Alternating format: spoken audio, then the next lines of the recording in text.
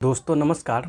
आज के इस वीडियो में हम चर्चा करने वाले हैं कि क्या भारत में भी नेपाल जैसा जेएनजी जो प्रोटेस्ट हुआ था भ्रष्टाचार के खिलाफ वो संभव है क्या, और ये जेएनजी क्या होता है, और भी विभिन्न सवालों के जवाब जो आपके मन में कौंध रहे होंगे, उन सभी सवालों का जवाब इस वीडियो में हम देने की कोशिश करेंगे। तो सबसे पहले जानते हैं कि ये जेएनजी क्या होता है। आपको बता दें कि जेएनजी वैसे युवाओं को कहा जाता है जिनका जन्म 2000 ईस्वी के बाद हुआ था, यानी कि उसकी उम्र ज़्यादा से ज़्यादा 25 वर्ष होगी। इन युवाओं पे जो सोशल मीडिया ऐप्स है जैसे फेसबुक, व्हाट्सएप और यूट्यूब, इंस्टाग्राम इत्यादि का प्रभाव काफ़ी मात्रा में देखा जा रहा है। आप लोग जानते ही होंगे कि 2000 के बाद से इंटरनेट यूजरों की संख्या में भी भारी बढ़ोतरी देखने को मिली है, जिसके कारण इन युवाओं पे इंटरनेट का जो प्रभाव है वो अविश्वसनीय रूप से बढ़ा है, जिसका परिणाम ये हुआ है कि ये युवा बिना इंटरनेट या कहे तो बिना फेसबुक, व्हाट्सएप या जो भी अन्य सोशल मीडिया ऐप्स है इसके बिना ये रह नहीं पाते हैं। तो नेपाल में यही हुआ कि जो नेपाल की जो सरकार है उन्होंने सोशल मीडिया ऐप्स पे बैन लगा दिया। भले ही ये बैन अपने अंदर छुपे भ्रष्टाचार के लिए हो या किसी भी प्रकार के अन्य समर्थन के लिए हो, लेकिन उन्होंने इन सभी सोशल मीडिया ऐप्स को बैन कर दिया, जिसके परिणाम स्वरूप नेपाल के जो युवा हैं वो सड़क पे उतर गए और इन्होंने सिर्फ सोशल मीडिया ऐप्स के बैन के खिलाफ ही विरोध प्रदर्शन नहीं किया, बल्कि वे आगे चल कर के भ्रष्टाचार विरोधी आंदोलन भी शुरू कर दिए, जिनमें कई सारे नेपाल के युवाओं की मौत भी हो गई। शायद 20 या 25 के करीब ये आंकड़ा पहुंच जाता है। तो कुछ लोगों के मन में ये सवाल कौंध रहा है कि क्या भारत में भी ऐसा संभव है, क्योंकि नेपाल ही नहीं, बांग्लादेश हो या म्यांमार हो, पाकिस्तान हो, श्रीलंका हो इत्यादि देशों में भी इस प्रकार के जो प्रोटेस्ट है वो देखने को मिले थे। तो मैं ये एक बात बता दे रहा हूँ कि भारत में ये काफ़ी हद तक संभव नहीं है। संभव इसलिए नहीं है क्योंकि नेपाल हो या बांग्लादेश हो या पाकिस्तान हो या म्यांमार हो, जितने भी हमारे पड़ोसी देश है या श्रीलंका हो, वहाँ पे जो सबसे पहली बात है वो है फूड इन्फ्लेशन। वहाँ पे जो महंगाई है वो बेतहाशा बढ़ रही थी, जिसके कारण हुआ ये कि लोगों की आमदनी तो नहीं बढ़ी, लेकिन सामान की कीमतों में भारी उछाल देखी गई। और साथ ही साथ वहाँ की जो गवर्नमेंट है या कहें तो जो वहाँ के प्रधानमंत्री या राष्ट्रपति थे, उन्होंने इसे रोकने के लिए भी कोई खास काम नहीं किए जिससे कि इन महंगाई को रोका जा सके। साथ ही साथ महंगाई को लेकर जब सरकार से सवाल पूछा जाने लगा तो वो जो वैश्विक परिस्थिति है वे उनका बहाना देने लगे। लेकिन भारत में जो अभी वर्तमान की जो सरकार है उन्होंने महंगाई को एक तरह से कंट्रोल में रख रखा है और उन्होंने विभिन्न सारे उपाय किए हैं जिससे कि ज़्यादातर बढ़ोतरी ना हो सके। दूसरा कारण ये है कि आसपास के जितने भी देशों में जो वहाँ की सरकार है उनके खिलाफ जनता में जो अंदरूनी गुस्सा है वो बहुत पहले से ही है। आप नेपाल का ही उदाहरण ले लीजिए, केपी शर्मा ओली हो, प्रचंड हो या शेर बहादुर देउबा हो, पिछले लगभग 10 से 12 सालों में इन्होंने ही सिर्फ प्रधानमंत्री के कुर्सी पर राज किया है। यानी कभी केपी शर्मा ओली आ जाते थे तो कभी देउबा आ जाते थे या कभी प्रचंड आ जाते थे, जिसके कारण लोगों का गुस्सा फूट रहा था। सरकार इस तरह से नीतियाँ बनाने लगी जिससे कि यहाँ की जनता का कोई सरोकार नहीं था।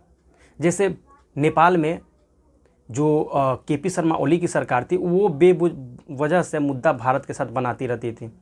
उनका कहना था कि राम का जन्म अयोध्या यानी कि भारत में नहीं होकर के नेपाल में हुआ था। लिपु लेख का मामला हो या बहुत सारे मामले जिसमें भारत सरकार के साथ डायरेक्ट टकराव की स्थिति उत्पन्न कर लेती थी, क्योंकि उन्हें भ्रष्टाचार के मुद्दों से बचना था। लेकिन यहाँ की जो अभी वर्तमान में जो सरकार है वो किसी भी मुद्दे को इतनी हल्की नहीं लेती है और वो उसे सॉल्व करने का कोशिश करती है, जिसके कारण वो काफ़ी हद तक दब जाता है।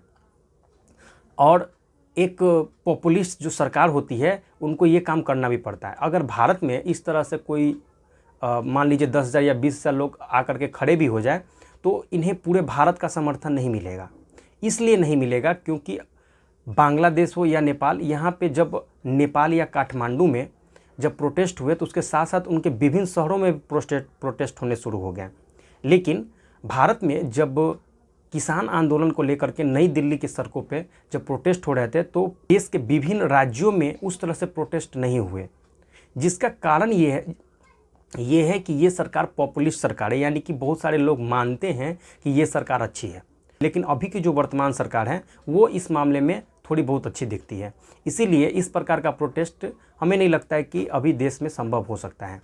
तीसरी बात ये हो सकती है कि किसी तीसरे देश के प्रभाव में आकर के ये जो आंदोलनकारी है वो आंदोलन कर सकते हैं। ऐसा भी संभव है क्योंकि बहुत सारे जगहों पे जो प्रोटेस्ट हुए हैं उसमें विदेशी हस्तक्षेप के भी सबूत मिले हैं। बांग्लादेश या पाकिस्तान या म्यांमार या श्रीलंका या नेपाल हो, इन सभी जगहों पे जो प्रोटेस्ट हुए हैं उसमें अमेरिका या CIA का हाथ माना जा रहा है, क्योंकि CIA या अमेरिका का मानना है कि सरकार को उसके हिसाब से चलना चाहिए। भारत में भी इस तरह की बातें समय समय पर आती रहती है कि CIA हो या उनके जो डीप स्टेट है, अमेरिका के जो डीप स्टेट है, उन दोनों ने मिलकर भारत में भी उपद्रव मचाने की कोशिश की थी, लेकिन इस सरकार की समझबूझ के साथ इस सभी चीज़ों को दबा दिया गया। सरकार भी जानती है कि अगर किसी भी देश में दूसरे देशों का हस्तक्षेप शुरू हो जाए तो वो किस प्रकार से घातक साबित हो सकती है। भारत में 2011 में एक बहुत ही बड़ा भ्रष्टाचार आंदोलन शुरू हुआ था, जिसे अन्ना हजारे ने लीड किया था और जिसमें अरविंद केजरीवाल हो या बहुत सारे नेता जो अभी आम आदमी पार्टी में हैं, उन्होंने इसको लीड किया था। लेकिन ये उस तरह से हिंसक या कहे तो सरकार हटाने के विरोध में सफल नहीं हो सका, लेकिन उन्होंने अपनी बात जनता तक जरूर रखी और 2014 में होने वाले आम चुनाव में उनको मुंह की खानी पड़ी और उन्हें बहुत ही बड़ी हार का सामना करना पड़ा, खासकर कांग्रेस पार्टी को। तो विदेशी हस्तक्षेप, उस समय भी विदेशी हस्तक्षेप की बात की गई थी और आज भी विदेशी हस्तक्षेप की बात की जा रही है। तो सरकार अगर चाहे तो उस विदेशी हस्तक्षेप को बहुत ही कम कर सकती है या तो ख़त्म कर सकती है, लेकिन इसके लिए सरकार का जो खुफिया तंत्र है उनको सतर्क रहना होगा। उन्हें पता करना होगा कि कौन सी पार्टी के कौन से नेता किसके साथ मिले हुए हैं, कौन सरकार को गिराने की कोशिश कर रहा है या सरकार को अस्थिर करने की कोशिश कर रहा है। तो देखिए, भारत में इस तरह के बराबर कोशिश की जाती रही है, लेकिन अभी कहा नहीं जा सकता है कि भारत में शायद कोई विदेशी हस्तक्षेप है या नहीं।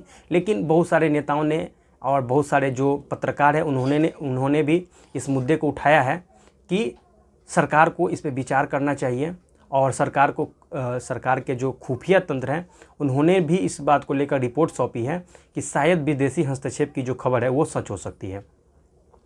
तो मुझे लगता है ये 3 कारण जो सबसे ज़्यादा महत्वपूर्ण है ये हो सकते हैं जिससे कि भारत में जो जेनजी जैसा प्रोटेस्ट है वो संभव नहीं हो सकता है। तो आपको ये विश्लेषण कैसा लगा आप हमें कमेंट बॉक्स में बताइए, और आप इसके बारे में क्या सोचते हैं ये भी आप हमें कमेंट बॉक्स में लिख करके बता सकते हैं। और आपको ये वीडियो अच्छा लगा हो तो लाइक कीजिए, शेयर कीजिए और चैनल को सब्सक्राइब जरूर कर लीजिएगा। धन्यवाद।